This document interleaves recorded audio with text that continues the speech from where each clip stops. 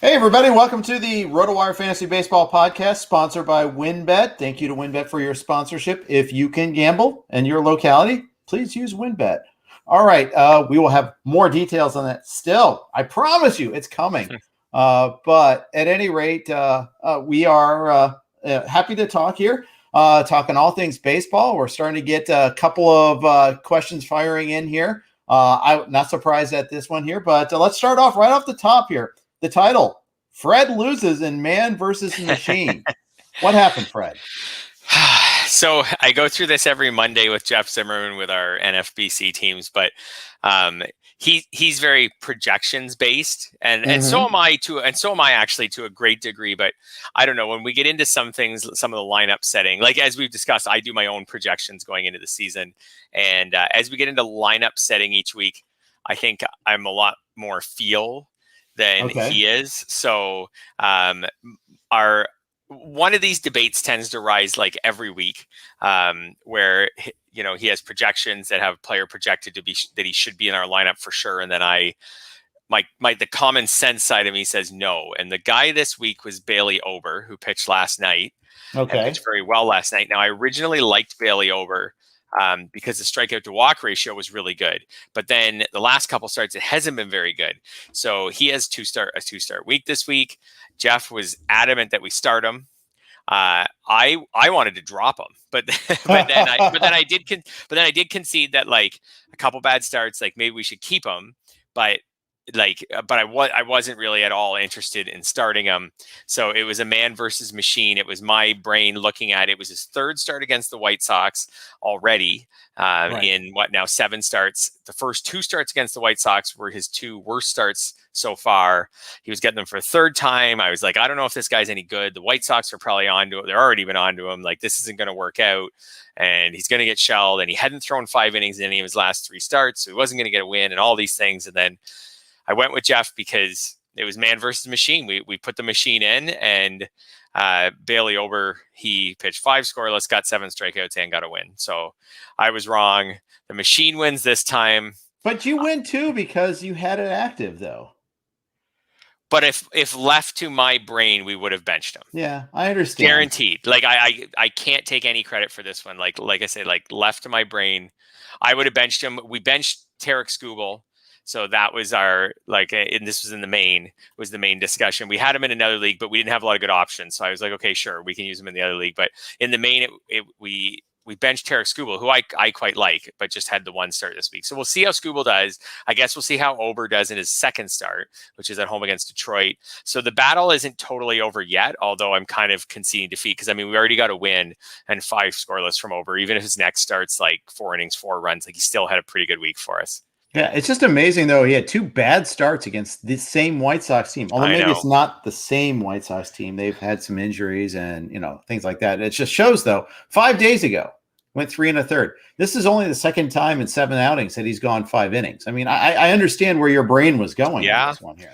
Yeah, there's things with Ober, like I said, there's things with Ober that I like, namely that his strikeout to walk ratio is 33-7 in 29 2/3. I like that. And that's why one of the reasons that we had him on our team in the first place is we were both interested in him. I bet he's sitting on waivers still in a lot of leagues, and it probably was dropped Sunday. It was probably dropped Sunday in some leagues. And again, we'll see how he does.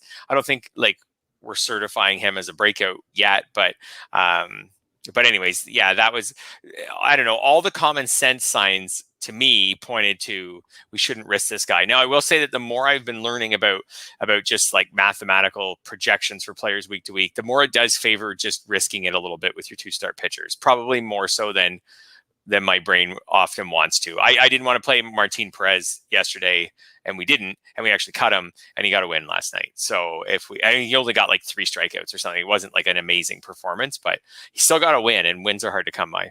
I was just going to say, with diminishing returns with all of our pitchers, we're going to talk a little bit more Cole and Gossman again. Yay. If we're getting diminishing returns, maybe I guess you just go for volume and be less discriminatory.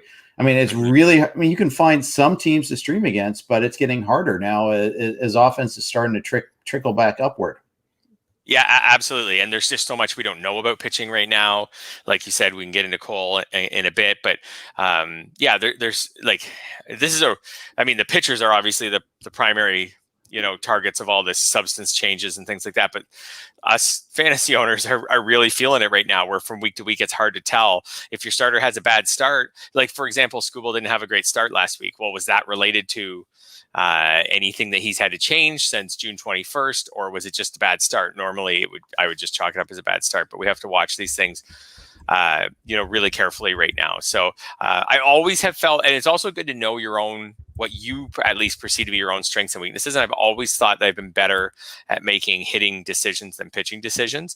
So I will also say that was another reason that in the end I was, I voiced my concerns to Jeff, but was more open to going with the machine and man versus machine, because I think weekly pitching decisions is something that I've been trying to work on the last couple of years.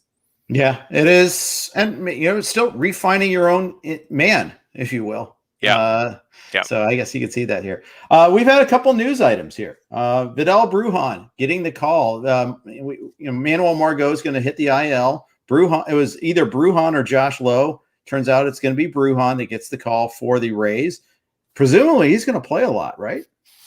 I would think so. So it looks like he's going to be called up as the 27th man for the doubleheader game tomorrow, but then stay, because he's the one who will fit the vacated spot. And it's the Rays, so like he probably won't play every day, because I just feel like hardly any Rays play completely every day, and that's one of the frustrating parts of them. But when you look at his minor league numbers from this year, like he's not a high average hitter this year. This year he hasn't been a high average hitter. But in his minor league career, he's a 290 hitter. Just this year he's been 259. But every year we see steals. So I'm interested. If you can get me steals, I'm interested. And then this year, more power, 9 homers in 49 games. So previous years, he looked like someone who would be like a single digit type home run hitter. But now, if he's someone who could pace out to a 20 home run hitter in the majors or more, then that's like a 20 home run hitter who can steal bases is pretty darn exciting. So I don't know if he'll be up permanently, but he'll definitely be someone I think who gets added in I think he'll get added in pretty much every 12 and definitely all 15s, because there'll be teams in every league who need steals. I think it'll be steals dependent whether your specific team wants to go after him next Sunday or not. So now when Wander Franco got the call, we all expected, okay, this is for good. He's going to be up for the long haul. How about Brujan? I mean, he's actually being called up as the 27th man for this doubleheader on Wednesday. Keep in mind, tonight's game got preemptively postponed because of the tropical storm / hurricane. So that made sense. I got it. I got why they did that. However, I mean, if he's the 27th man, couldn't they just easily send him right back down? Yeah, but it sounds like they're not going to. So it seems like he's going to stay up. Now, will he? Now, what you said permanently, like as in Wander Franco, I think when he came up, we felt like he's up. At this point, like I haven't looked totally at the timeline for Margot, if there is one, but like between the fact that Margot will be back at some point and the fact that the trade deadline's coming up later this month, and who knows what the Rays will do, I wouldn't say it's a certainty that Brujan will be up for the rest of the season. So I think you're getting him knowing that, I don't know. What do you think the odds are if we were going to put a percentage on it that he's up for good? I would put it maybe at like 65%. Yeah. I mean, we all thought that Jared Kelenic would be up for good, and that didn't happen. So, I mean, yeah, there's definitely a non-zero chance, and it's probably bigger than most people realize. I would say that's probably my takeaway from that. Yeah. The other transactional note, your guy, Rowdy Tellez. I'm calling him your guy because he was a Blue Jay. He is now a Brewer. Keston Hiura, shockingly enough, started slumping, as you kind of suggested he might. Although he had like a big series against the Cubs. Yep. But since then, it's kind of slowed down. I'm looking at I think he's got 2 days in a row where he hasn't had a hit. He kind of was okay for a while. Yeah. I don't know. I don't think it's a massive slump, but I mean, he's hitting 161, so I guess he is slumping. Point is, Rowdy Tellez can probably do better than that. Yeah, I mean, you're right. We're being too hard on here. Like he homered 3 games in a row. Oh, sorry, no, he didn't. He homered 3 out of 4 games, and since then he hasn't homered. But he did have some games with hits. But I mean, when you look at the underlying numbers with Hira, he's got 8 in the last 3 games. He's got 8 strikeouts. So I think the Brewers are feeling like not much progress has been made with him. If he's going to strike out twice a game, he's not really a long-term solution. So Tellez, I think, will get a shot to be their first baseman. I've watched. Has he been added to the major league roster yet? I'm not sure about that. If he was in the minors, so that's right. That's why I ask. Yeah, so I'm not sure. I've watched Tellez a lot this season, more than probably anyone listening to this podcast, or almost anyone listening to this podcast. But he just hasn't played. He hasn't played well this year, like at all. Like last year, he was making better contact. Is the biggest thing. His strikeout rate's up a bit this year from last year, like a decent amount, about 6%, but it's not high at 22% this year. That's fine for a slugger, big guy, corner infielder. He's just not making hard contact this year. His hard contact rate is down. His StatCast numbers are okay. Like his batting average this year is 209, but his XBI is 251. So, there's some signs there. His X slug is over 100 points higher than his slug. So, the Brewers are, I always think of them as a fairly analytical front office. Maybe they're looking at him and thinking, hey, if we could maybe just give this guy first base and just leave him alone, put him hitting 6th or 7th in that lineup that, and maybe in like not so much of a stacked lineup, that maybe he'll be fine. And he might be. I'd say those who maybe in 15 team leagues will probably want to put bids in on him on Sunday. I don't know if I'd go after him. I wouldn't go after him yet in 12s, but the Blue Jays are so deep and so good that Tellez basically had 2 or 3 weeks at the start of the season to get going. He didn't. And then, Grichuk was going, Hernandez was going, Gurriel's going, Vlad's playing first and going, and they didn't really need Tellez. If he wasn't going to be hitting, they could just cycle that DH spot. Yeah, and they added Dickerson, so they didn't need him as a left-handed bench spot. So that's right. I get it. I get it there. That's a bummer. I want to circle back to the Rays real quick. We talked about Brujan, and we mentioned Franco, but he hasn't been all otherworldly. Great debut. Since then, okay, just okay. Yep. Yeah, he's been fine. Like I'm not giving up on him. I wouldn't drop him in any leagues, things like that. But it did get me thinking. Like I wrote about when Franco first came up. I did write about he has 2 homers and 2 steals in 12 games, so that's good from a fantasy perspective. He could play over his head from a fantasy perspective. He can just keep racking up homers and steals even without a high OPS. But I think it's always, and Scott Pianowski's been on this for years, but I think it's almost always a good idea to trade these premium prospects when they first get called up, like basically before or after their first game. Like just get a really good veteran. We talked when Kelnick came up about, what I would maybe be willing to offer in labor for him. And it was a lot. And the person who had him in labor said, no, thank you. And with Franco, I think same thing. It was Tim McLeod, by the way. There's no way he's trading him. Yeah. Right. But it would have been right. But it would have been super smart of Tim to trade him with what's happened. I was willing to trade for him. I can't remember the exact players, but it was some pretty good players who I was willing to consider trading for him. So Franco, same thing. I wonder when the next Brujan's not enough of a prospect to make that an option, but I wonder. I think you could have done the same thing with Vlad Guerrero a couple years ago. Like when he got called up, I think he could have got a ton for him, and he was just, from a fantasy perspective, not that valuable in his rookie year. So we'll see with Franco. I'm certainly not looking to trade him for nothing, but I think the window is maybe already closed on getting someone really, really good for him. But I think in some leagues, if we had gone through that Yahoo trade market the day before or after his first game, I think we did go through it a little bit on the podcast. Right. I think you could get a lot for it. Didn't we look at it? And it was guys there were some guys like Freddie Freeman he was getting traded for, and we weren't sure if they were keeper leagues or not. Yeah. So to that end, let's pull up the old trade market and see what Wander Franco is getting now. Because I'm sure there's still being trades. In fact, there are 10 trades. Alas, none of them are one for. Well, there is one. It's Wander Franco and a 7th rounder for Bo Bichette and an 11th rounder. I don't know if there's any dollar values attached to that or not, but I mean, I'm taking Bichette every day over that, right? The 4-round. I guess it's obviously a keeper. It's obviously a keeper. So now I like Bichette a lot. I think he'll probably be a 1st-round pick or a borderline 1st-round pick next year, but Franco does have the potential to be like on the Tatis, Acuna, Soto type level here That's in true. a couple years. So I'm not.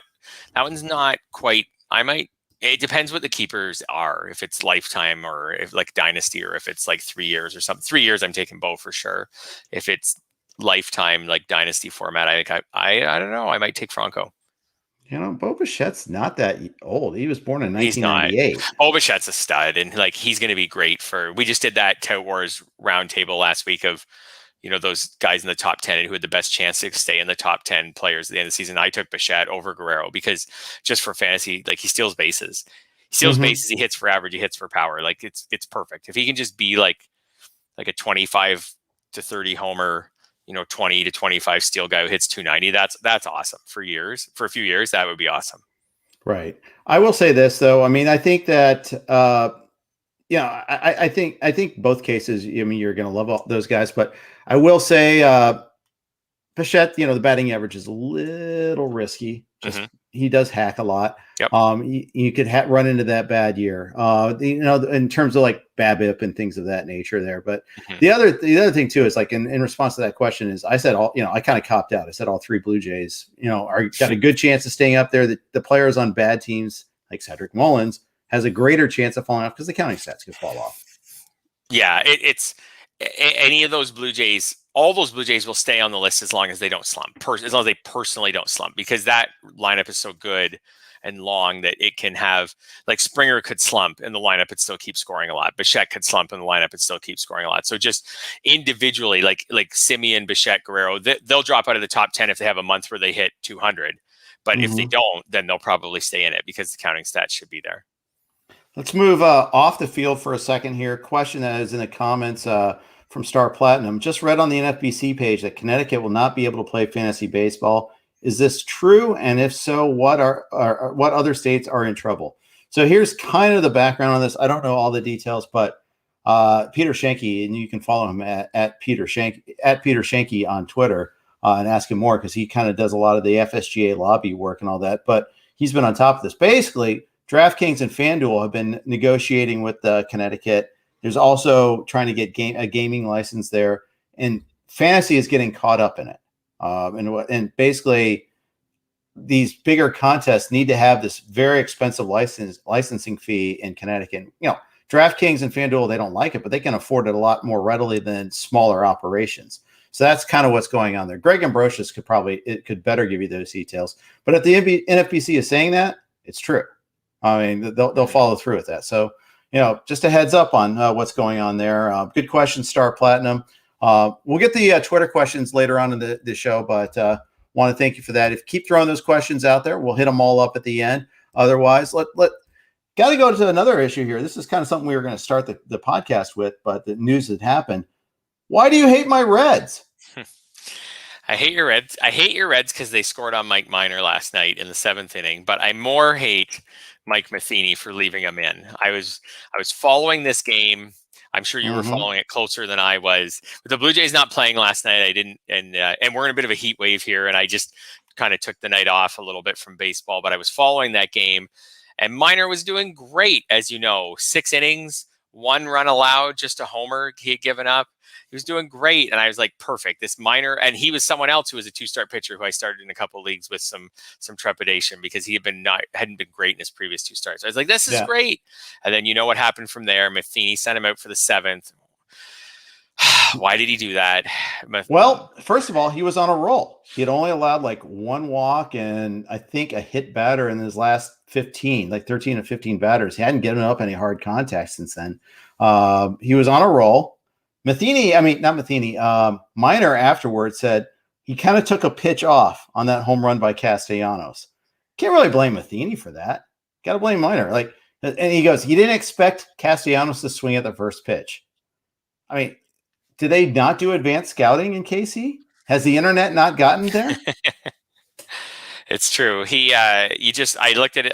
Then I looked up his stats this season, and sure enough, like the 6th and 7th innings are his worst innings. Like pretty predictably, the 6th and 7th innings are his worst innings this year. And I would assume that all the times he's pitched into the 6th and 7th innings, it's been because he was, doing so well going into the 6th or 7th inning that that they left him in. Well, so far when they left him in for the 6th, opponents are hitting 375 off him, and when they leave him in for the 7th, they're hitting 313. So anyway, so like it's pretty clear. Like the first few innings, like the first 5 innings, opponents are hitting. I don't have the sum total, but I can pretty much eyeball it and say the opponents are hitting about 240 off them, 245, and then the 6th and 7th innings, it all falls apart. So they kind of already played with fire when they left him out for the 6th, and then they played with fire even more when they brought him out for the 7th. And I was mad at your Reds for scoring on them, but it's not their fault. It's I'm blaming Matheny still. Like, come on, like we figured this out. Just try to be the Rays. They're frustrating when they pull Blake Snell in the World Series, but it typically works for them. It would have been a great start if they had pulled him after the 6 innings, 1 run. Would have been perfect. He wouldn't have got a win, but that's okay. Yeah. So I was annoyed. I like when I got up and I looked at the stat line for him. I was like, what? Where did this? What? I was thinking back to last night, and I was like, am I sure that I checked and he had 6 innings, 1 run allowed? And sure enough, right below it said Minor on the MLB at Bat app. It said Minor pitched to 3 batters in the 7th, and I'm like, well, there you go, 3 batters. You can get any of them out. That's the worst. So annoying. Yeah, it's so I find it like really when your pitcher's doing really well and then it all falls apart at the end. I don't know why. That's the one in fantasy that bugs me the most. If he gets shelled from the beginning, whatever, it wasn't his day. But when you get through 5 or 6 and you're like, okay, this has gone well, get him out. But so when they leave him in and then he gets shelled, I just get annoyed. Yeah, I hear you. Yeah. I hear you on that. I mean, we've all had that too. The worst is when, they struggle like in the first inning, give up 2 or 3 runs, and you're like, it's going to be a 1. Then they stabilize. But you just know there's going to be another wave coming. Yeah. I know it's probably too soon to make second wave jokes and all that, but illusions. But it's just they're going to stick in too long, and then the next wave of runs will come. Scott Jensen was tweeting about I think a Frankie Montas outing where this happened. I think he got crushed in the first inning by the Rangers, stabilized, but then was left in too long, ended up giving up 8 runs. You're like, not quite a Gomber. Doesn't officially meet Gomber rules, but. Maybe we'll call that the Montas, I guess. Maybe we'll call it that instead. Yeah. I kind of feel like if they want to leave my Max Scherzer in for the 7th inning, go for it. He's an ace. He's been doing that. It's the minors. Like when the Twins took out Bailey Ober after 5 scoreless last night, my mind was like, good. Great. Thanks, guys. The bullpen almost blew it. I think the game got back to 6-5, and then the Twins pulled away and kept his win for him. But even knowing he could lose the win, Bailey Ober is not Max Scherzer. He is not Zach Wheeler. When he got through 5 scoreless, I was like, perfect, get him out. Like he's got through 5 scoreless. He's got a handful of strikeouts. Let's just call it. He's got the lead. Let's just call it a day. So I kind of feel like that with guys like Minor nowadays. I don't mind if they're 5 1/3 inning pitchers once in a while 6. Like get him out. So. Right. I hear you. The more marginal, the quicker I want them out with the lead after qualifying for the win, for sure. Yeah. Like I know I could squeeze 2 more strikeouts out, but you could also squeeze 2 more runs. That's way more damaging. Yes. A third time through the order, you are probably not going to squeeze 2 more strikeouts out. You're probably just going to get scored on. Yeah, that's right. Or leave with runners on base and then get scored on. One or the other. Before we move on, a quick note from our sponsor. All right, that was a very quick note. Thank you, sponsor. All right. Do we want to revisit Garrett Cole versus Kevin Gausman? You threw it in the outline. Do we want to touch it? It's Gausman. Yeah. That's all I got to say. I think more than ever. And I know Gausman didn't have a great start coming right out of that conversation. Yeah, he had his 5 walk game against the Dodgers. That's right. He did. But so I think, I don't know if we mentioned it last week, and this is a different slant on the whole thing, but I was writing an article that came. Sometimes I lose track of when I write the articles, like the rough copies when they come out. But this one came out today, and it was mid-season paces for different pitchers. Anyways, I was looking up some stats, and it's remarkable. And this shouldn't be remarkable. It's just after 2020, getting my mind back into this, how many of the ERA leaders are in the National League. So I saw that too. In fact, we were talking about who's the best pitcher in the AL going forward. We're talking about this on Monday with Bernie Pleskoff. Mm-hmm. Who would you trust the most as an AL pitcher going forward? Oh, you can look. Cool. You don't have to guess. I mean, I have no idea, so that's the reason I asked. So I also was working on an article for a few days from now on the mid-season fantasy all-stars, and as of a couple days ago, Cole was still, to put this in perspective, Cole was still the leading fantasy value generator on Yahoo out of AL pitchers. Even with the clunkers he's been having, he was still number one. So that just goes to show you, how many of them. So Kyle Gibson and Lance Lynn are the only guys in the top. Oh, I got to keep scrolling. The top 14. They are the only guys in the American League. And nobody trusts Kyle Gibson. And the 15th is Glasnow, who's not active. So out of the top 16, I can go down to 16. There's just 2 active AL pitchers in there. So I guess the most valuable AL I guess the pitcher answer still? is I think the answer is Lance Lynn now, maybe. That's who we came upon too. Yeah. Carlos Rodon, Lance Lynn. Yeah. But Rodon's been treated very carefully. And I can't go Rodon for concerns of him getting start skipped or quick hooks or something later this season to manage his innings. It's either you think Cole's going to bounce back and then the answer is Cole, or you don't think he's going to bounce back and then the answer is almost Lance Lynn by default, because you can't take Kyle Gibson. Right. I can't take Kyle Gibson. He doesn't even have a strikeout per inning either. So, so that was with back to the Gausman Cole debate. Really, I just think there's something wrong with Cole since they took the pitching substances away. But but on top of that, if I'm going to give one of them benefit of the doubt, I think it's the way it's going. It's got to be the NL pitcher. And like Gausman, sure, he had a stinker against the Dodgers, who are one of the few really good NL lineups. But then he bounced back 7 innings, 2 runs, 8 strikeouts against the Cardinals. And that kind of makes sense because Cardinals lineup hasn't been very good for the last month plus. So what say you, commentariat? Let us know what you guys think. Who is that the AL pitcher you want the rest of the way more than anybody else? Any other AL pitcher? Let us know. We'll go ahead and read some of these comments if you send them to us here. A couple other news notes. Nelson Cruz returned to the lineup today for the Twins. He's in the lineup, I should say. He's been dealing with a sore neck, which he injured from coughing violently, Fred. This happens all the time, right? At his age, it might. That right? Yeah. Like at his age, maybe it would. You get all sorts of. We've been through this. At his age, maybe you can get some of these things by coughing violently. Maybe not for the 25-year-olds. Oh, I'll throw one other pitcher. I'll throw a sleeper pitcher, by the way, into that AL pitchers who you would want the rest of the season discussion. How about Robbie Ray? I wouldn't pick him, but never Robbie Ray. Although I've been wrong about never Robbie Ray this year. If you're looking for a guy who's had a lot of strikeouts and a low ERA and is backed by a really good lineup and doesn't seem to be impacted so far by the changes to pitchers, there's a dark horse. I'm not saying I'd pick Robbie Ray, but as far as AL pitchers and strikeouts, he's up near the top of the list. Star Platinum says Shane Bieber. I can't do that just because I don't know when he's going to be able to when he's going to be able to come back, how good he's going to be coming back from that shoulder. These are all things I'm worried about. Yep.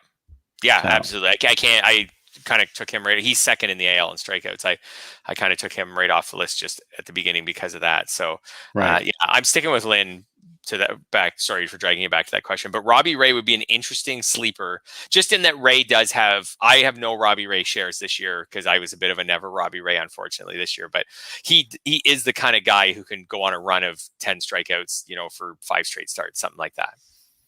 Eddie Rosario has an abdominal injury, but they did get Franmil Reyes back. Cleveland did at the same time, and Franmil Reyes had quite the day. Home run, stolen base, and 5 RBI. Yeah, awesome. He should be back in every lineup. He could be really productive the rest of the season. Like Reyes is always on those sleeper lists for guys who could lead the league in home runs, right? And this year won't happen again because he was hurt for a while. So, but he's got 12 and 43 games, right? So he's on he has another season where he's on like a bit of a 40 homer pace. This is his best OPS of his career so far. I think there will be a year where he's hit 37 once. I think there could be a 40 homer season or 2 in his future. It won't be, like I say, it won't be this year, but he could be on a 40 homer pace the rest of the way. And Rosario, it looks like, is going to the IL. So he hasn't quite turned out like a lot of people had hoped this year. Yeah, I have one league where I have midweek replacements, and unfortunately, they haven't made the darn move. They're going to wait. They're not playing tonight. They'll wait till tomorrow and play a doubleheader. I'm like, come on. I would love to be able to have that extra day because I've got an outfield on my bench. It's XFL. I've got options here, but it's super annoying. 685 OPS for Rosario this year is a career worst. If he's weirdly stealing bases, even though I don't think of Terry Francona as a big base stealing manager, but he has 9, so he's only 2 away from his career high, which was way back in 2015 in his rookie year. So if he wasn't stealing bases, I think we'd be talking about you keep him in 15s, but in smaller leagues, I think we'd be talking about the validity of keeping him. Like if he's on pace for 13, 14 home runs and 60 runs scored, I think you'd keep him, but I think we'd certainly be talking more about benching him if he wasn't stealing bases. I'd agree. Yeah, I would definitely agree. So now that leads to, and maybe your decision, let's say with this oblique, he's out a month. Right, oblique. Well, we have monthly moves, monthly free agents in XFL, so I'm stuck with them because we just started a month. But it's also we have 40-man rosters too. But the attrition rate is pretty high. You're hanging on. Yeah, I'm hanging on, but I'm not keeping next. Will he be dropped in? Yeah, will he be dropped in any NFBC 12s on Sunday? Yes. Yes. Yeah, you think so, eh? Yes, I think so. Yeah, it's quite possible. Especially in a 12. I think maybe even a 15, but depends on how many other red suitcases you have. Yeah, you're right. Actually, yeah. Now we're starting to get to the point of the year where I feel I'm not feeling the pinch. I don't know about you quite with the red suitcases quite as much as I was early in the year because some of these red suitcases you can drop by now. Mm-hmm. And I always feel like I think there's some data on this, but there's always seems to be an early season run of injuries in April and May, and the sky's falling, and then things in June seem to kind of normalize. A few guys are just gone for the season or gone for so long that they're dropped, and then I don't know. I haven't had a big red suitcase I had a lot of red suitcase problems in April and May, but now I haven't had that. But you're right. There'll probably be at least one 15-teamer out there where the person just has too many red suitcases and has to let someone go, or where the team is maybe doing really well in hitting and says, you know what, I'm just going to let Rosario go. He hasn't been that good, and I'll start streaming the spot with pitchers. For sure. It's funny because you say that about abating because it has been the case for me too. Shu and I actually had choices this past weekend for the first time in a while. We have 3 guys we could put in for this one spot. That's fun. Weird. We're not just scrambling to fill every spot. That's kind of fun. Isn't that refreshing to go back to having some choices with your teams? It is pretty fun. So I think Rosario will, the people mostly keep him for that reason, that they can hold on. But I think everything now starts to get really situation dependent. I have one team where I don't care at all about steals anymore. My team has an unexpectedly high. I have Kiner Falef on the team and Robbie Grossman, and the team has too many steals. So now, if I lost one of those guys for 3 weeks, I might cut him. See ya. Yeah. Yeah. I mean, I'd have to look a little bit on who else in my league I'm competing with for first place, and could they pick him up, and could he come back to bite me on someone else's roster? But you start to get team dependent now and league dependent on some of your keeps and some of your drops. Yeah, that's right. Let's talk about a couple other guys here real quick. Starling Marte, wanted to mention him. He's putting together a heck of a year. I think people forget it because he was out so long. But 47 games, 6 homers, 14 stolen bases. Man, I agree with you. He's a great guy to target if you need steals.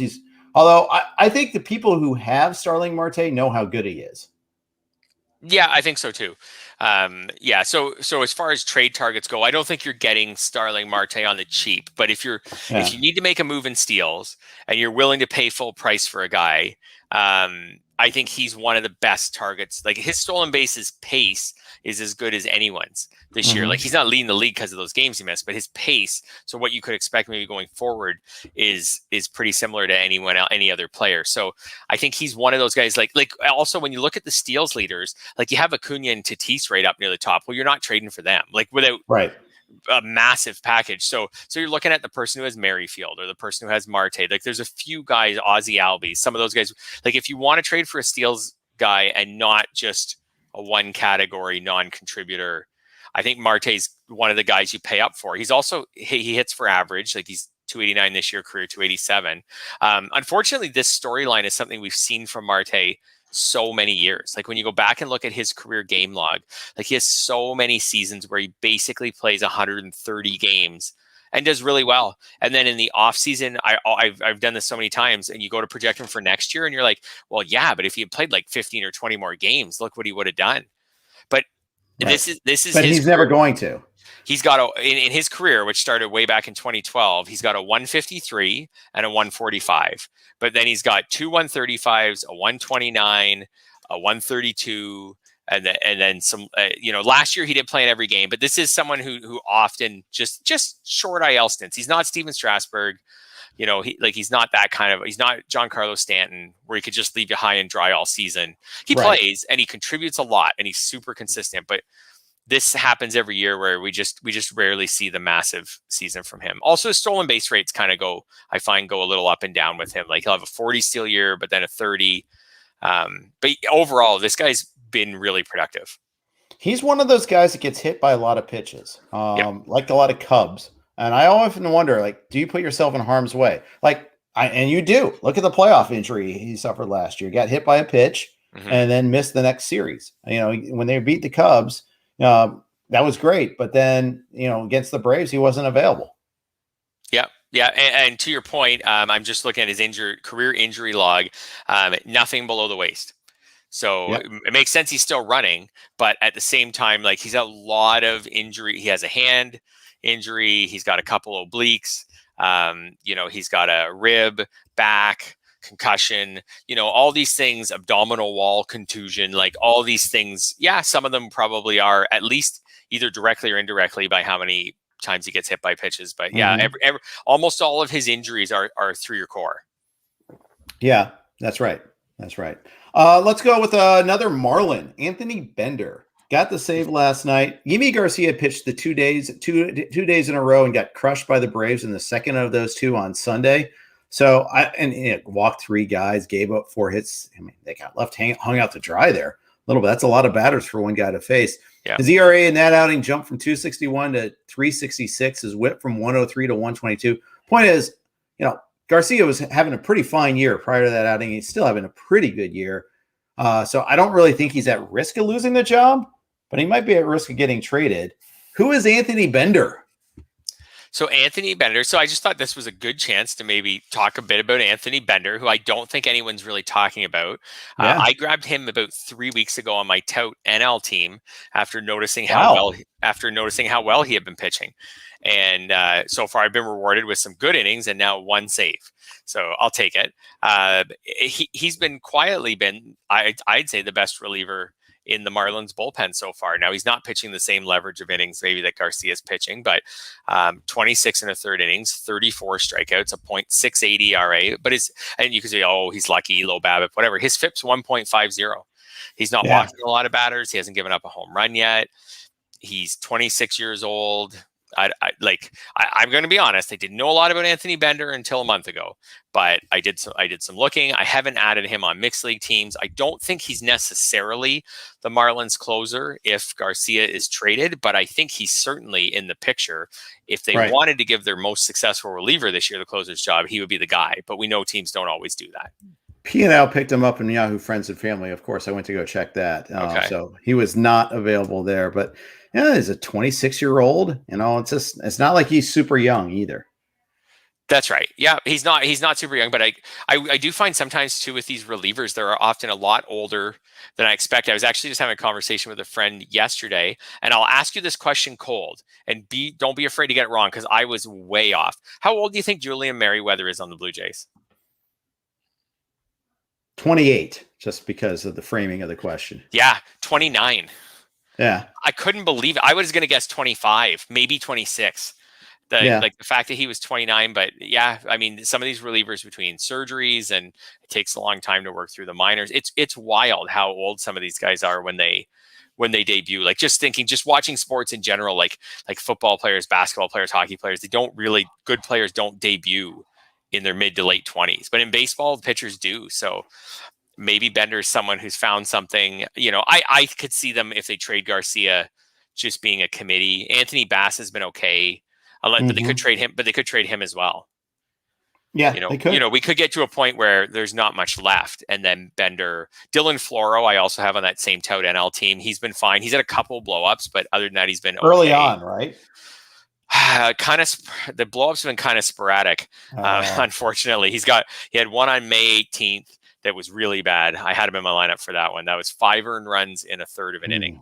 That one's pretty bad. And then he had one June 3rd, 3 earned runs in 2/3 of an inning. He's had some blowups, but he's been generally pretty good. He walks a few too many batters. I could see them going committee. But that being said, I think P&L wasn't foolish to pick up Bender, and let's just see where all this goes. But I don't think they're going to ruin Garcia's trade value by pulling him from the closer's role, 3.5 weeks or 4 weeks or whatever it is. Oh, I agree. It's in the event that Garcia gets dealt. That's right. That's what we're looking at. That's right. And maybe you want to stash Bender now. And the other thing is Bender's pitching so well that if you're just looking to stream a middle reliever next week on the 3-day week, like just to get an inning or two, Bender could be a guy. And then maybe you just hold him for the next week and see what happens with Garcia rumors, with Bass rumors. I could totally see them, if Bass was still there, just going back to him, just because it doesn't put a guy like Bender, for future salary evaluations in a closer's role. But he has been their best reliever this year. He has indeed. Yeah. The Nats went in the Wayback Machine, saw that UL Washington wasn't available, so they instead traded or added Alcides Escobar as a former Royal. Batted him leadoff, has a career 293 OBP. They did win yesterday. I don't think those are necessarily correlated, but he happened to be in the lineup on a winning team. It's true. So he is I will say, I kind of poo-pooed this whole thing, but he is a feel-good story in the sense of how long he's been out of the majors, and he's been working to come back. If I was in his shoes and hadn't played a major league game since 2018 and had just gone through the COVID season where there was no minor league baseball, you know what I mean? I might have said it's time to shut it down and just call it a career. He's 34, but so awesome for him that he made it back to the majors. Well, and he was 3 for 4 last night with a double, and on 4th of July also 3 for 4. So it was correlated. It was a big contribution to the cause, as a matter of fact. It was wild to me, and it worked, and they won, and they scored runs, and he got one of them, and he drove in 2 of them, and he got 3 hits. But it's just wild to me that this guy who hasn't played in the majors since 2018 has a really bad career on base percentage, wasn't good enough to get in the majors at any point this year until July. And then all of a sudden he has one good game, and his manager's like, you know what we should do? We should hit him ahead of all you other guys tomorrow. All you guys who we've been playing every day all season, I think he's a better option than all of you to get up a lot tomorrow. We forget you, Starlin Castro, Josh Harrison, who've been playing every day for them this season, let alone just trade. I get they don't want to move Turner and Soto from their spots in the lineup. But it's just wild to think that a month ago, nobody wanted him on the major league roster. And now today and yesterday, they were like, you know what we should do? We should have him bat the most tomorrow. Right. That seems like him more at bats than anybody. Really good idea. And I know Starlin Castro hit 5th. He's probably not going to complain. Josh Harrison hit 7th, but Josh Harrison might have been sitting there when the lineup came out being like, come on, guys. I've been playing every day all season. He's hitting 270 with a 348 on base. And, to be like, come on, guys, how am I not hitting leadoff? Josh Harrison's hit plenty of leadoff in his career. He's got balanced splits this year. I someone like him when he saw the lineup card must have been like, come on, Escobar, lead off. This guy just got here. But these are things major league managers do that. It's true. I just can't to me, Escobar hits 7th or 8th every game. Maybe if he's hot, he hits 6th, but he hits basically 7th or 8th every game that they need to use him. But am I crazy? Do you think is there a managerial tactic? I guess it's the ride the hot hand tactic. Ned, he used to be a leadoff hitter. Therefore, he's a leadoff hitter. Yeah, I guess. That's the only thing I can think of. Tyler O'Neill, got hit by a pitch in Coors Field. Thanks, Rockies. Missed 2 games in Coors Field. He pinch hit yesterday. He's back in the starting lineup today. Fred, the last time that Tyler O'Neill has hit a home run? He has 15 homers. Oh, I know I have him on my labor team, so I know it's been a while. I'm going to say 3 weeks. June 9th. Yep. Yeah. Almost a full month. Almost a month. So he's doing un-Tyler O'Neill things where he's hitting for average and stealing bases, but not hitting home runs. Yeah. Well, and the speed I expected a little bit of, because he's always had great sprint speed numbers. Yep. He's kind of like Teoscar in that sort of sense. In fact, they have similar profiles. Both strike out a lot. Yep. Walk very infrequently. 13 walks, 74 Ks in the case of O'Neill. So hitting for average is not something I'd expect, but here we are. I'd like to see that power come back, though. Anytime soon would be nice. He has been pretty quiet like since then. So I just pulled it up since June 11th. 246 average, 4 RBIs, 708 OPS. Like, he is still walking, so that's good. But from a fantasy perspective, like, he's been in my labor lineup the whole time. 246 average, 4 RBIs, 1 steal. Not good at all. He's someone also I feel like he strikes out a lot. So we always talk about him as a batting average drain. There's a lot of players we talk about like this, I find, because they strike out a lot. A lot of the guys who strike out a lot, they're not good for batting average, but his career's 246. How much is that dragging your 2021 batting average down? Not much. Not much. But if the other stuff doesn't come along, though, yes. I mean, and that's the thing is you don't get the other stuff to come along when you're not getting on base as much. So that's the thing to watch for him.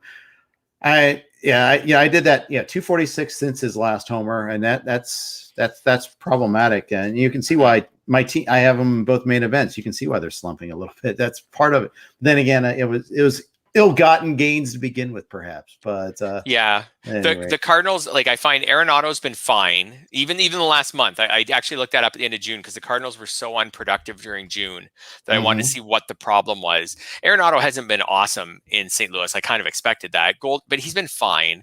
His June OPS was 782. That's like okay. It's like within his range of probably what he will be going for. It would be like low 800s or something. Goldschmidt was fine, but the rest of them, like O'Neill was bad. Yadi Molina has not. It was good at the beginning of the season, but hasn't been effective since he came off. Yep. He had a good game in Coors, but other than that, he's been bad. Tommy Edmonds been bad. Good for fantasy because he's still running, but not like he's in June he was like a 6-something OPS. The Cardinals as a whole just took a big they were bad. So I wanted to see why they were bad. The other thing is they were bad in June, but they kept running the exact same hitters out there, almost like barring other than injuries. Like they were rolling the same guys all the time. Like when I looked up, they had a favorable schedule 1 week. So I tried to look up who's been platooning, who's been playing for them. There isn't. It's the same guys going out pretty. Carlson wasn't great in June, but it's like Carlson, O'Neill, Molina, Edmund. They're going to live and die with these guys. Goldschmidt and Arenado pretty much have the same top 6 or 7 every day. Yep. They just haven't been good. I don't find that lineup that scary. Nope, I don't either. They could heat up at once. They could be annoying where they string together a bunch of at bats, but I'd agree. Watch them score 9-90, against the Giants or something like that. But probably for NL Central pitchers, that was something else I noticed recently when writing was the Cubs lineup strikes out a ton. The Pirates lineup's awful. The Cardinals lineup has been awful. Milwaukee strikes out a bunch, and Milwaukee strikes out a ton. It isn't really a good lineup. They're okay, not good at all. It's just the Reds lineup. So as far as NL Central pitchers, there's a lot of pretty safe landings there. And, the Reds have slumped a lot, especially against lefties. So even though they have good cumulative stats, there's been opportunities where pitchers have done well against them. Quick news out of Anaheim, and then we'll take some questions real quick. Anthony Rendon, 3rd trip to the IL this year with a hamstring strain, just went on the IL. So make sure to get him out. If you have midseason midweek moves, you can do that there. Yes. I cannot do that, but yes, if you have midweek Tout Wars, you can, but you're not in AL Tout Wars, so you can. No, I'm not. I have them in AL Tout Wars. I'm just waiting for On Roto to get it officially there so I can make that move. But you can't do that probably till tomorrow now. So frustrating. I'm pretty sure you can't do that till tomorrow. Yeah, I know, but I just want to make the move. You want to make the move before I forget. 8 a.m. tomorrow. It'll be on your to-do list. Right, and because other stuff happens in the morning. Then you're like, okay, I got to make my fishbowl pick. I got to get ready for the show. Oh crap, we had a day game today. Now I can't make that move. Anyways, Jeff problems. Nobody else's problems. Let's hit some questions before we sign out today. Adam Buckley says, when should we expect Durant? Hearing lots of rumblings. Yeah, I'm hearing the same rumblings. I don't have a lot of inside information on that. Didn't they say, I don't follow the U.S. Olympic baseball team a lot, but didn't they say that when something to the effect of when he first joined them for the qualifying games, they expected he would be available for the Olympics, but now they think his timetable's been moved up and he's going to be on the Red Sox by then. That's right. That's exactly what they said. They expect him to be, they expect him to be up before August 7th when the Olympics end. That's what they said. So I expect after the All-Star break, I wouldn't be surprised. Sometime shortly after that. They can upgrade the outfield a little bit there. Play Kiki Hernandez at second base and go from there. I think that's the smart play for them. I think like they've been, like messing around with Christian Arroyo at second. Danny Santana's played some outfield for them. I think trying to upgrade the outfield and put Hernandez at second base more often is probably a good move for them. That's obviously a really good lineup, but at the bottom, Dahlbeck hasn't been great this year. Guys like Arroyo, Santana, when they're in lineup, don't really scare you. They could get a little longer in that lineup and make themselves even better. I've been really impressed and surprised by how good the Red Sox have been this year, but they could make themselves better. Yeah. Corey asked about Brujan. We covered him in the beginning of the podcast. He is getting the call up, and we expect him to play. He's the 27th man. He could be sent down after the doubleheader tomorrow, theoretically. Probably won't be. Probably will be up, if not for good, up for a while. We'll see. I mean, and he's got to deal with when Margot comes back. Margot is a good player. He's not going to just go away. This isn't a Wally Pipp situation, I don't think. No, Margot's going to come back and Margot's going to play. So he has to play well enough that when Margot comes back, they want both of them in the lineup at the same time. Right. So which he could well do, but he needs to hit the ground running. Like Jared Kelenic just had to not be terrible, and he was terrible. Like if he could have just hit 230, he'd still be in the majors right now. He was just, and he probably will be soon. He will be, I think, right after the All-Star break, basically. But I've held him everywhere that I had him. But he just had to not be terrible, and he would have stayed up. I think Franco just has to not be terrible, and he'll stay up. This is a different situation, though. Brujan needs to be like pretty good. Yeah, he does. Yeah, especially because the Rays. I mean, they're contending. It's not like they had all this playing time just to give away. They need. Yeah. You need to produce right away. I would pick him up thinking you're going to have him for a few weeks, and then everything after that's a bonus. Yeah, I'd agree with that. Sid asked about Rowdy Tellez. We talked about him already. We care. He gets a chance. Especially when the roof is closed in Milwaukee. I like that setup there. When the roof is open, it doesn't fly out as well. But he's going to get a real chance. Here is slumping again, so you can probably get a chance at that. Joe McHugh asks if you're managing the standings in a league overall setting with a league and an overall setting, how do you manage the second half in a category that it isn't competitive in the league like saves, but might help in the overall? Kind of a bit of a main event type question. Yeah. Right. And yes. And I've actually, Jeff Zimmerman and I have had discussions on that with categories where we are leading our main event league. So you're kind of like, oh, do I take my foot off the gas in that category and steer towards other categories?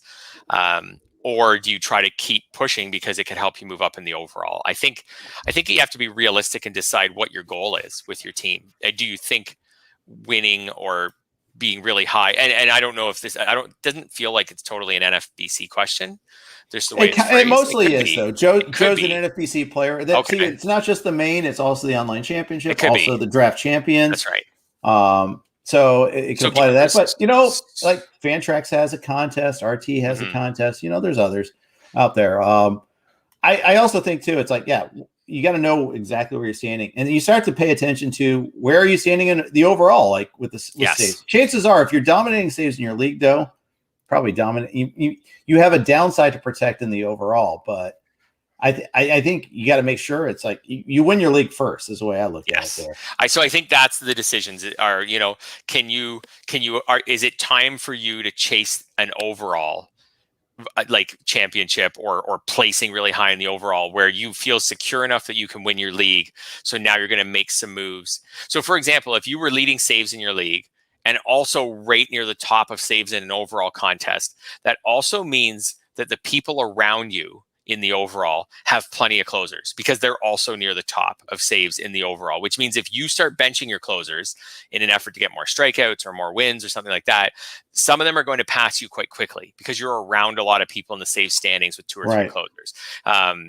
So you have to factor. Same thing if it was even home runs. You started benching a couple of your sluggers to get base stealers in the lineup because your team had hit a lot of home runs and you're near the top. Well, that means you're around other teams who hit a lot of home runs. If you tail off, they'll probably quickly pass you. But I think it comes down to, and this is a good time of year to do this, is look realistically and think, is my goal to win my goal is always to win my league. Do I feel safe enough that I'm working towards that goal that I can start to try to compete in the overall? Or should I stay singularly focused to winning my league and not worry about the overall? Yep, exactly. Thanks for the question, Joe. Ryan Roof says earlier today made a thread of potential closer trades that we may see this summer. He proposed Richard Rodriguez to Toronto. Keep in mind, Toronto got another reliever in Trevor Richards in the Tellez deal. We didn't really talk about the merits of Richards. This is his third team this year. He is kind of going to eat innings, but I don't know if he's what sort of role to play. But anyhow, would Rich Rod to Toronto get your stamp of approval? Well, depending on what they had to give up for him, sure. Yeah. I do think the Blue Jays, though, may move in the direction they've gone in so far, which is adding a lot of relievers, but not necessarily stud relievers. I don't know if Rich Rod is a stud reliever, but he's like kind of in the ballpark. Like, I think he might be on the high end of, but at least in the like I just saw Buster Olney talk about maybe that Craig Kimbrell could be traded this month, who's having like just a dynamite season. I don't see the Blue Jays being in on guys like Kimbrell. I think the Blue Jays might be happy. Like they've added Adam Simber, they've added Trevor Richards. They might try to just bulk add 2 or 3 more arms who are okay, like those guys, and just be content with Romano and hopefully eventually a healthy Merriweather by at some point in July at the back end of their bullpen. But I think Richard Rodriguez would be great for the Jays. Yeah, I think that would be a great fit. I don't see the Jays going after a superstar closer like Kimbrell. I think Rodriguez would be at the very top of what the Blue Jays are willing to acquire based on the track record of that management group. But the Blue Jays definitely don't need hitters. They can grab a bench bat, like a veteran bench bat after trading Joe Panik, like an infielder, multi-position kind of guy. It's whether the Jays think they need to add a starter or their rotation's fine and they could put all their trade chips into the bullpen. Yeah. Okay. Another team that might be making a trade, the Chicago White Sox. This just came out. According to James Fagan, bear with me, I don't know how to pronounce his last name. Follow him on Twitter. He writes for The Athletic. And he mentions how Yasmani Grandal has a torn tendon in his left knee. It's expected to be out 4 to 6 weeks. Is there a catcher to trade for on the market, or is Zach Collins going to be sufficient? I could see 4 to 6 weeks. I could see them maybe looking to acquire at least a depth catcher, although I think Collins now will get a lot more work. Yeah. Like in the near future than they have. I'm trying to think of someone who's a depth catcher on a team that would for sure sell. Right now, maybe someone like the Angels would get rid of Kurt Suzuki, like just a stopgap type guy. I was thinking someone like Kurt Suzuki, where the Angels, they have Max Stassi. The Angels aren't going to make the playoffs. I think they mostly know that. Suzuki isn't a part of it. You know what I mean? Like someone like that could just come in and play 3 or 4 games a week for the White Sox until Grandal's back, and then slip into 2 games a week after Grandal's back. I think that's what I could see the White Sox trying to do something like that, like between now and the end of the All-Star break. Wilson Ramos was suggested in the comments. He is available. Can't really catch. That's the problem. There's a reason why Detroit just let him go. And it's just because they don't like his work behind the plate. No, and that should be a huge thing for the White Sox because the White Sox can hit. And they have a lot of pitchers who are pitching. Like Giolito's not pitching at his best this year, but Lynn is, Rodon is, Cease has been really good. Keuchel's been effective. Like they need a catcher who can come in and just steady all those arms, and then just let these let Abreu, Anderson, like all these other guys, like direct the offense. They're going to get Luis Robert back at some point. They'll probably get Eloy Jimenez back at some point. But they need a catcher who can just come in and steady that starting staff because I think they're easily the best team in that division. They just need those pitchers to keep doing what they've been doing. One final question, Joel Hennard. We know Joel. He always listens. I know him from First Pitch Arizona too. Has to pick between Brujan and Miles Straw rest of the season. Also, keeper value would be $11 for each, and a home 12-team league can only keep one of them. I wouldn't worry about the keeper aspect of that right now. I mean, chances are other guys will emerge, have better halves of the seasons and things like that. So I really wouldn't worry too much about the keeper value of that last spot. You might make trades, who knows? But Miles Straw, he's got 13 stolen bases on the year. He doesn't have any power, 2 homers. He has scored 37 runs, 27 RBI. He's getting lots of plate appearances, Fred. He's playing virtually every single day. Do you like him or do you like Brujan the rest of the season? Yeah, I was actually thinking a little bit about the keeper value of them. Maybe I shouldn't be. So Straw was not playing well. I know this from chasing Chas McCormick, who I think is a better hitter, but Straw wasn't hitting well at all. And then in June, he hit 330. And and then stole bases, obviously, because if he's hitting, he's going to steal bases. Now, his BABIP since June 1st is 373, which is probably not sustainable, even though he is a fast player. Just his batted ball tendency is probably not sustainable. But I would say I would if I'm trying to win this year and I could use the steals, I think I just keep Straw for the rest of the year because he's going to play every day. I think Dusty just likes him as a center fielder. He's fast and he'll hit lower in the lineup. Like it's not going to be a leadoff thing, but I think he can get you another. If he keeps hitting decently, I think he can get you another 13 steals, which would be pretty valuable in the second half. We just don't know what we're going to get from Brujan. If I didn't need the steals, then I could go ahead and roll the dice with Brujan here for however long you have him for, and then you can evaluate him as a keeper. But I think he said they were both $11 keepers. That's pretty high. Yeah, that's kind of why my flippant comment about don't worry about the keeper aspect. It's a 12-team mixed. I mean, Brujan's a prospect. He took a big leap in the prospect rankings this year. He had kind of fallen some, but his AAA performance had brought him back up. I don't know. It's the last keeper. I think I'd still not concerned. I think I think your construction's right. If you need the stolen bases, you hang on to Straw. You probably do need to hang on Straw in most cases. Yeah. All right. That's going to wrap it up. Anything else you want to close with, Fred, before we sign off for today? No, we were talking. I like to say this for the end because it's a baseball podcast, but we were talking Scott Fishbowl 11 before we started recording. I was telling you, I'm up. I am on the clock. As soon as we end this recording, I will pick. I have gone through 4 rounds, 0 RB. I don't know if I'm going to be able to have the fortitude to still do that. I have to decide, do I want to take David Montgomery or Miles Sanders, or am I going to stick with my 0 RB plan and just start drafting more receivers? So far, I have Kelsey and Hill and Tyreek Hill, and then Trevor Lawrence and DeAndre Hopkins. So am I all in with this 0 RB plan, or am I going to break right now and grab David Montgomery or Miles Sanders? What's your non-running back option? Who's available? Like, how enticing is it? So some of the top receivers left on my list. I'm not afraid since not many people chase me for fantasy football knowledge. Robert Woods is top. I do my own projections for football too. Okay. Robert Woods is my top guy left on my list. And then the next guys on my list after him are DJ Moore and CeeDee Lamb. CeeDee Lamb is the highest of the remaining guys for ADP. So I like DJ Moore the best of those three. But in fact, I put him on a par with the running back. So for what it's worth, how about quarterback? It's QB Flex League. Who's the best quarterback? I'm totally out on all. They're all gone. Like all the good. I got Trevor Lawrence. The good ones are gone. I pretty much resigned myself to waiting a few rounds, and I'm going to get I'm thinking probably round 7 or 8 or something. I'll get the best of what's left, but I don't see any quarterbacks right now. I will make one comment on Robert Woods. I think the fantasy community doesn't give enough attention to how many rushing yards he gets in a season. Okay. So in the last 3 years, 157, 115, and 155. So if you take his receiving numbers and throw those on top, because they count just the same, he's also got 4 rushing touchdowns in the last 3 years. Like it's got to the point where the way they run their jet sweeps, he's pretty consistently like you can take his receiving projections and just add 100 yards at least to it. You're not worried about Tutu Atwell stealing his jet sweeps? He could. Right. It's totally possible. Yeah.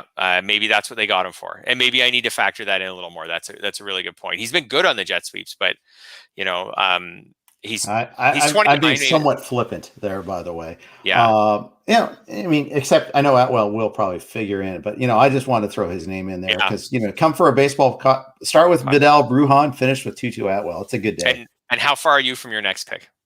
I made one just before we started. I took Terry McLaurin at pick 55 as my first wide receiver. So we have completely different teams. I started off from the 6th spot. I started off running back. I went Dalvin Cook, and then I went Cam Akers. So I am dipping into that Rams pool. Was hoping to get Stafford in the 3rd. No chance. I got Mark Andrews in the 3rd, tight end boosted scoring. We maybe go that route. Trevor Lawrence as well in the 4th, and then Terry McLaurin. Took him ahead. Keenan Allen went right before that. Michael Thomas went right before that. We didn't have our first wide receiver until pick 28 in our draft. So it really waited on that. There are some other wide receivers I like with this next pick. So we'll see. I might get my second quarterback too. We'll see. The wide receivers in the fishbowl drafts do seem to be falling a ton. I'll give you the craziest pick, in my opinion, for my draft is that Trey Lance went at pick 28. That's aggressive. We'll see. Well, it is. Like, if he starts all season, sure. But for example, Trey Lance went at a time when one wide receiver had been drafted. He went before Devontae Adams, Stephon Diggs, all those other guys. That is, if he starts all year, he went before Cam Akers. But he might not even start until halfway through the season. I know.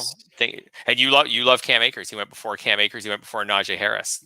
He went before Joe Mixon. All those guys. So Aaron Jones. So that is pretty. I do love the fishbowl scoring method. I love how quarterbacks are really valuable. They're the most important players in the NFL. I think they should be very important in fantasy leagues. I don't like standard scoring for that reason. I like Superflex just for that reason.